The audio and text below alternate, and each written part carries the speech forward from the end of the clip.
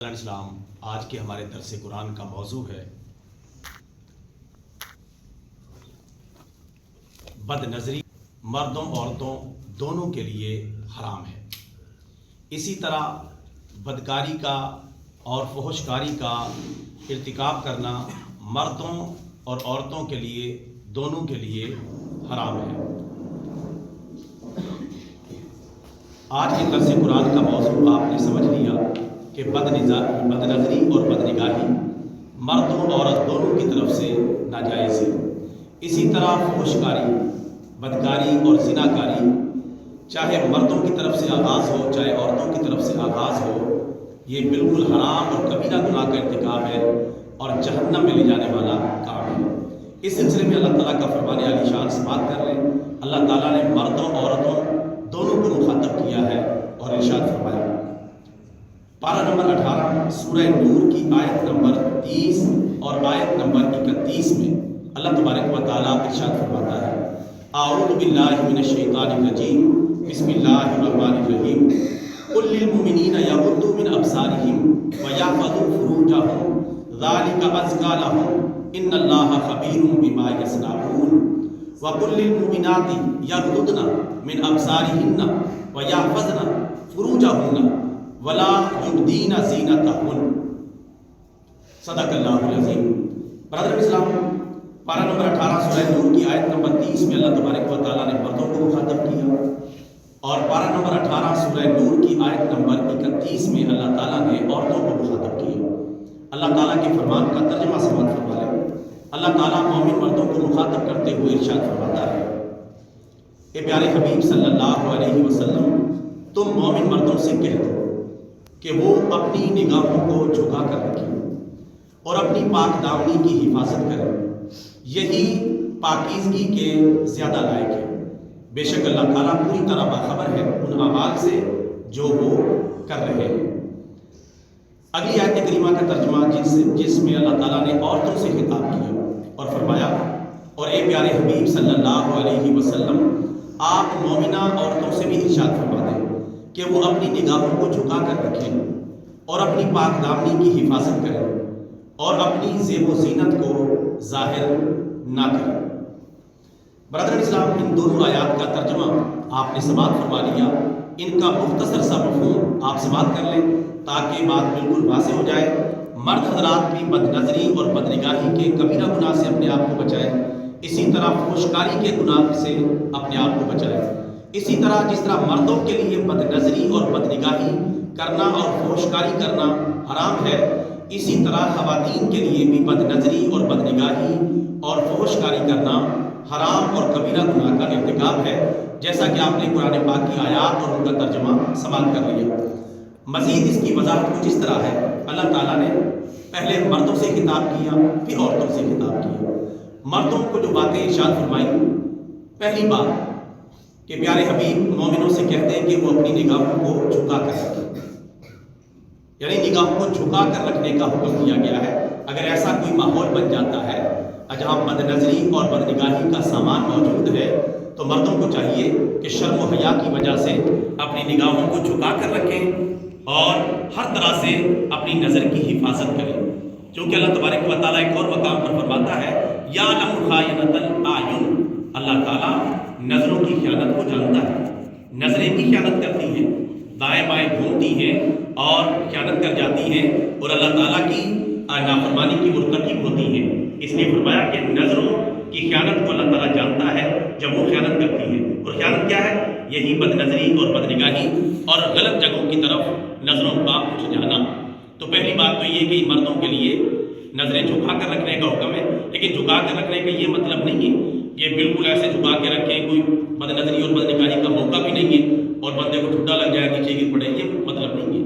مطلب یہ کہ جہاں ایسا موقع ہو، ایسا ماحول بن سکتا ہو، بد نظری اور بد نگاہی کی کوئی صورتحال پیدا ہو سکتی ہو وہاں، ورنہ تو بالکل اسٹریٹ آپ دیکھ کر چل سکتے ہیں راستے پر، چونکہ اپنے آپ کی بھی حفاظت کرنی ہے اور اپنے آپ کو گرنے سے بھی بچانا، یہ مراد نہیں ہے، اس لیے میں نے وضاحت کر دی ہے۔ اور دوسری بات اللہ تعالیٰ نے ارشاد فرمائی کہ اپنی پاک دامنی کی حفاظت کریں۔ جو اللہ نے آپ کو پاک دامن بنایا ہے، صاف ستھرا بنایا ہے، کردار اور گفتار میں آپ کو مضبوط بنایا ہے، اس کو برقرار رکھیں۔ اپنی پاک دامنی کی حفاظت کرے۔ حیا نہیں ہے زمانے کی آنکھ میں باقی، خدا کرے کہ جوانی تیری رہے بیدار۔ لہٰذا اپنے کردار کی حفاظت کرنی ہے، اپنی پاک دامنی کی حفاظت کرنی ہے، اور یہ مردوں کے لیے اور خاص طور پر نوجوانوں کے لیے بڑے امتحان کا کام ہے۔ اگر اس امتحان میں پاس ہو جائیں گے تو انشاءاللہ قبر اور میدان قیامت میں اللہ تعالیٰ کی رحمت کے مستحق بن جائے گی۔ یہ دوسرا کام کرنا ہے، اور ان دونوں کاموں کے کرنے کی اللہ نے جو فضیلت بیان کی ہے سبحان اللہ، وہ کیا ہے؟ ذالک ازکیٰ لہم، یعنی اگر تم بد نظری اور بد نگاہی سے بچو گے اور اپنی پاک دامنی کی حفاظت کرو گے تو ہوگا کیا؟ جنت تو ملنی انشاءاللہ، اللہ بھی راضی ہوگا، لیکن دنیا میں کیا ملے گا آپ کو؟ ذالک ازکیٰ لہم، یہ ان کے لیے سب سے زیادہ پاکیزگی کی بات ہے، یہ ان کے لیے سب سے زیادہ طہارت کی بات ہے، یعنی اس کا دل و دماغ پاک ہو جائے گا، اس کا کردار اور گفتار اس کے پاک ہو جائیں گے، اور وہ دنیا کے اندر امن و سکون کی زندگی گزار سکے گا۔ جو بندہ بد نگاہی اور بد نظری کا یا فحشکاری کا مرتکب ہوتا ہے وہ کبھی چین سے نہیں رہ سکتا، یاد رکھیں۔ اللہ کی نافرمانی کرے اور چین اور سکون اس کی زندگی میں آ جائے، ناممکن ہے، ایسا ہو نہیں سکتا۔ بظاہر وہ آپ کو دیکھنے میں شاید لگ رہا ہو، لیکن اندر سے اس کی دنیا ایسی نہیں ہو سکتی، کیونکہ جو اللہ کی نافرمانی کر رہا ہے، بد نظری، بد نگاہی، بدکاری، زنا، فحشکاری کا ارتکاب کر رہا ہے، اور وہ پھر امن و سکون سے رہ جائے، اس کی دنیا جو ہے زیر و زبر نہ ہو، ایسا ممکن نہیں۔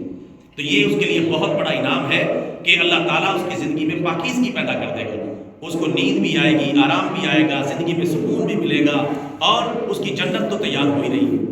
اس لیے اگر آپ اپنی زندگی میں سکون چاہتے ہیں تو پھر بد نظری اور بد نگاہی اور فحشکاری سے اپنے آپ کو کوسوں دور رکھیں، انشاءاللہ آپ دیکھیں گے کہ آپ کی زندگی میں سکون آ جائے گا۔ اسی طرح آخر میں اللہ تعالیٰ نے فرمایا کہ بے شک اللہ تعالیٰ پوری طرح باخبر ہے ان اعمال سے جو وہ کر رہے ہیں۔ یہ نہ سمجھے کہ میں چپ کر کے بد نظری اور بد نگاہی کر لی ہے، آنکھوں کی خیانت کر لی ہے، کسی کو پتہ نہیں چلا۔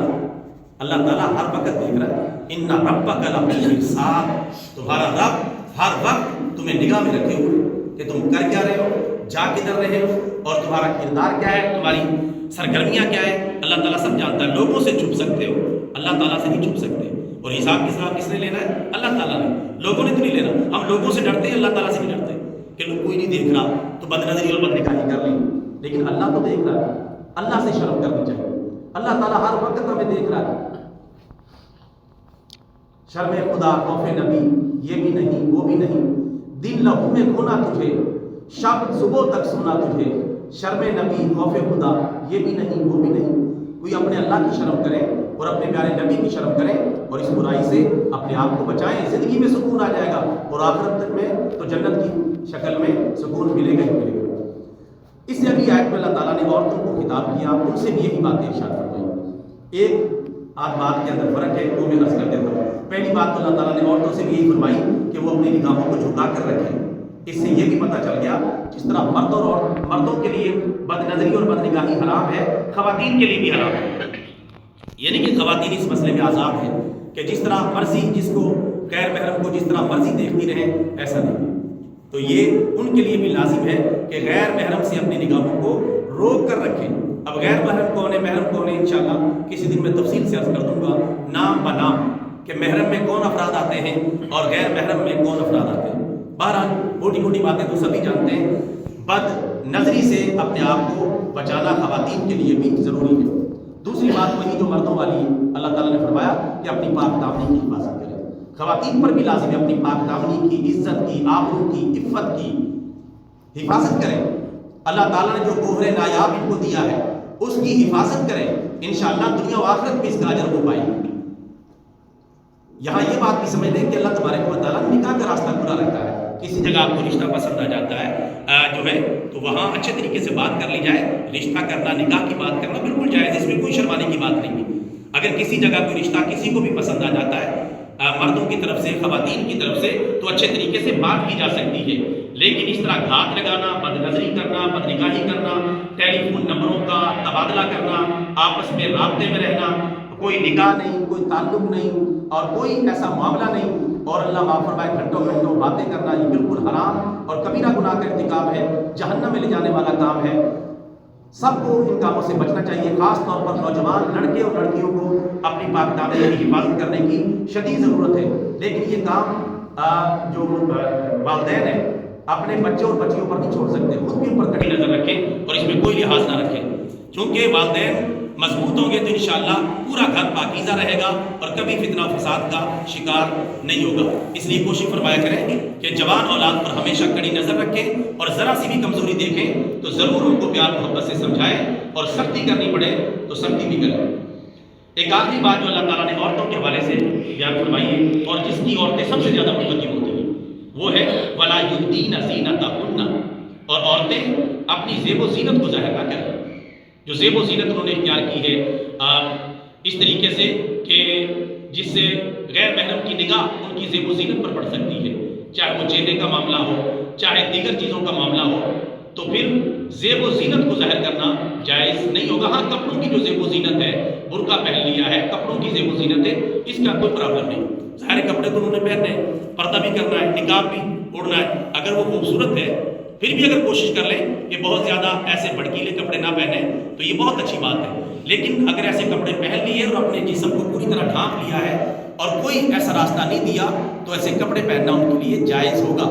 لیکن اپنی زیب و زینت کو جان بوجھ کے ظاہر کرنا کہ میرا بالوں کا سٹائل یہ ہے، میں نے اس طرح کے بندے پہنے ہوئے ہیں یا میں نے اس طرح کا جو انداز اختیار کیا ہوا، اس کو ظاہر کرنا شادی کے موقع پر کہیں کوئی پروگرام ہو رہا ہے وہاں یا گلی بازار سے گزرتے ہوئے تو اس کو ظاہر کرنا تاکہ دوسروں کو پتہ چلے کہ میں کتنی اچھی اچھی چیزیں پہنتی ہوں. لا حول ولا قوت الا باللہ، انا للہ و انا الیہ راجعون. یہ بالکل حرام ہے، کبیرہ گناہ کا ارتکاب ہے. اپنی زیب و زینت صرف اپنے شوہر پر ظاہر کریں، غیر محرم پر ظاہر نہ کریں ورنہ سب کبیرہ گناہ کی مرتکب ہوں گے. اللہ تعالیٰ سے دعا ہے اللہ تعالیٰ ہم سب مردوں کو بھی بد نظری اور بد نگاہی سے محفوظ فرمائے، ہماری اسلامی بہنوں کو بھی بد نظری اور بد نگاہی سے محفوظ فرمائے اور اللہ تعالیٰ ہم سب کی پاک دامنی کی حفاظت فرمائے.